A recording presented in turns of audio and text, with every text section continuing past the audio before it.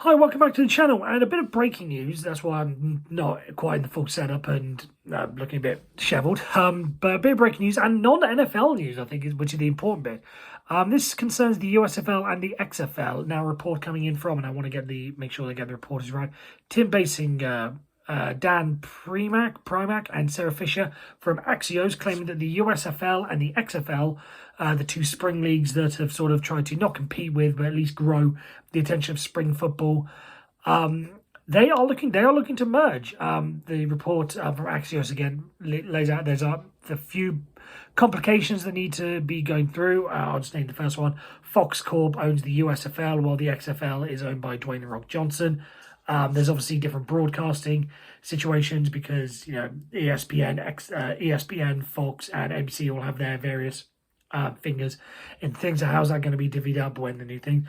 But I genuinely think this is going to be a very good idea because if you look at it, it's two sort of medium brands, as it were. Both of them had some level of legacy and establishment. If you go back, the USFL had the 80s, the XFL had 2001. It actually started from something as opposed to the AAFL. I think there was an L. But that league that started off a couple of years ago, that's all started from nothing. So at least these have the brand namings and the marketing and all the stuff behind it. So if they can combine and actually get extend the seasons, because rather than having 2 seasons of 8 teams, you can get 16 teams. You can make the season longer, more games, all that sort of stuff. Most importantly, I think this is going to be crucial for the USFL standpoint. If they can again grow and start playing in the team's home markets, I think that's going to be crucial. As someone who followed the Pittsburgh Maulers, to actually get them playing in Pittsburgh rather than the first season was down in Alabama, the second season was in Ohio in Canton. So to be able to get them would be great. Get fans more interested, all that sort of thing.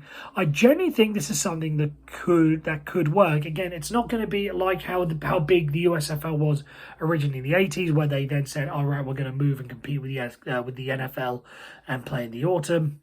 In the autumn and winter's months. But if they are serious about having spring football and having the sport all year round and everything, I think this is a very good idea. And again, there's obviously opportunities for growth and everything like that, but certainly something to keep an eye on as things are apparently set to be focused out and flushed out within the next week.